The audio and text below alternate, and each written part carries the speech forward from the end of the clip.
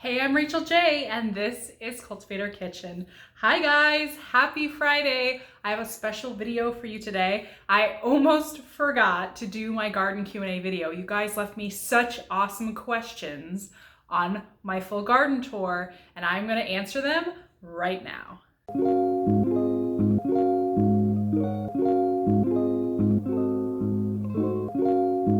So my first question was, what type and size of wood did you use for your raised beds, and has it warped at all?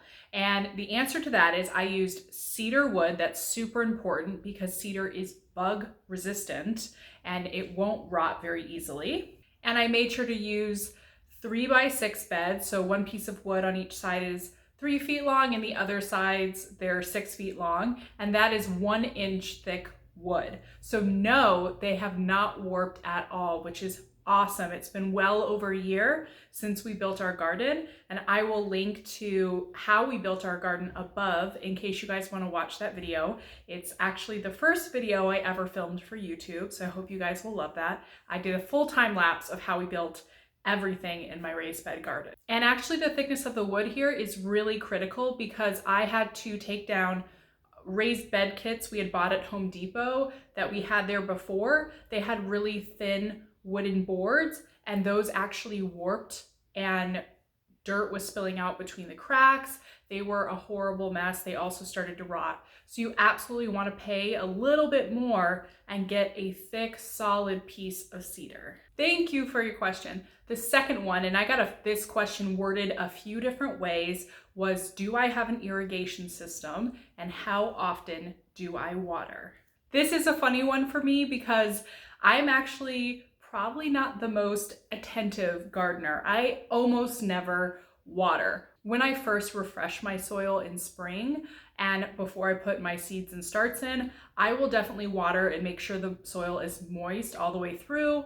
And when I put new seeds in, I will come out and water every day. But once they start to sprout, we get a lot of rain here in May and June. So I normally don't have to water in those months at all. So the short answer to your question is I do not have an irrigation system and I very infrequently water. In July or August, if it's super hot and gets dry and we don't have rain for a week or so, then I will go water my garden. But this has been a super wet summer and we really haven't had to do that. So mostly I let nature do its thing, and where I am, we have a pretty good rainfall and I find that's not necessary. Obviously, if you live in the Southwest, like Arizona or Southern California or New Mexico where it's a desert, water is going to be crucial for you. But where I live in the Midwest, we get tons of rain and it's really not a problem. So I don't have an irrigation system. I water pretty infrequently. The next question I got is where do I get my wood and where did I get the supplies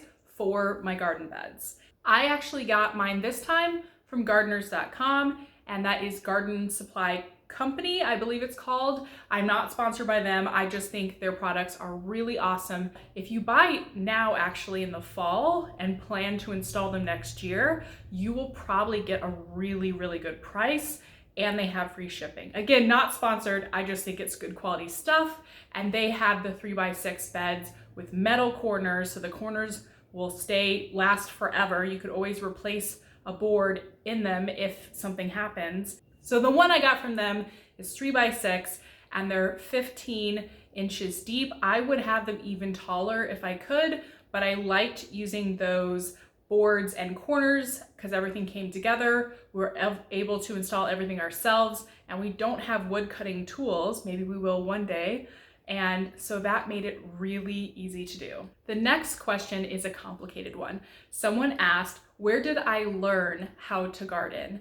And that's hard because it was something I just really wanted to do, so I figured it out. And I think it's something that isn't taught to us nowadays when we're younger. We don't know how to grow our own food, and it really depends on what zone you're in and location, and what crops are going to work well in your garden depends on your rainfall and your sunshine. It's just very specific to where you are, but honestly, it's not hard. So my advice would be, if you want to grow food, start with something, and start with something easy like radishes or raspberries, potatoes, some leafy greens. Kale is super easy to grow, and just try it out.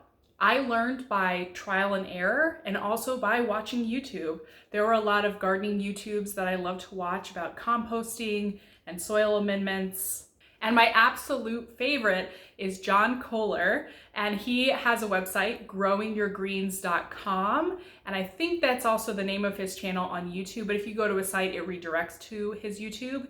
And I haven't watched him in a few years now, but when I was getting started, I binged a bunch of his videos on how to garden, and his climate is really not like where I live, but his advice is great on how to put the soil together and just growing as much of your own food as you can at home. So I love his channel. That's one to check out. So I would say that I mostly did it by trying and experimenting. And as you guys saw in my garden tour, and I'll link to my full garden tour up in the cards, is that sometimes some things work and other times they don't. This year, we had a total fail with our broccoli and cauliflower crop, but cucumbers have been crazy. So put redundancy in, try a bunch of different things, and if you want to start small, you can always expand later. So I'm kind of self-taught, I guess. It's just something I'm really passionate about, so I tried it, and I hope that you guys will too. There really is no greater satisfaction than growing some of your own food. It's healthier, it tastes better, it's just a win-win-win. So if you can even grow some herbs in your house or turmeric and ginger, like I'm gonna show you guys in an upcoming video, that would be awesome. And if you have a little bit of land or a balcony, then you can grow tomatoes or cucumbers and just start small, and I hope everyone will grow a little bit of their own food. And the last question here is, how many raspberry plants did I start with? That is an awesome question. So I had initially 3 vining varieties and 3 caning varieties, and I just put them all in the same 3x6 bed, and I gave them supports on each side. And so there are 6 raspberry plants total, and they just come back every year and get bigger and fuller, and it's been awesome. So those were your questions about my garden. Thank you so much for those really excellent questions. Did you guys enjoy this? If you have more questions, leave them below. I'll try to answer them, and I'll do another Q&A sometime in the future. If you're new here, welcome. Hit the subscribe button below and the bell notification so you can know every time I post a new video. And right now I post twice a week on Tuesdays and Fridays. I have so much good stuff coming up. I'm really excited for you guys to see it. And there's just so much. There might not be as many what I eat in a day vlogs because I have so many recipes and other things that I want to share with you guys. And my budget series is almost done. If I can finish it this weekend, it'll be up next week. If not, for sure, it will start the week after that. So in September, look for my budgeting series. I am really, really, really excited for that. So thanks for hanging with me today. Don't forget to like and share below, and I'll see you guys next time. Bye.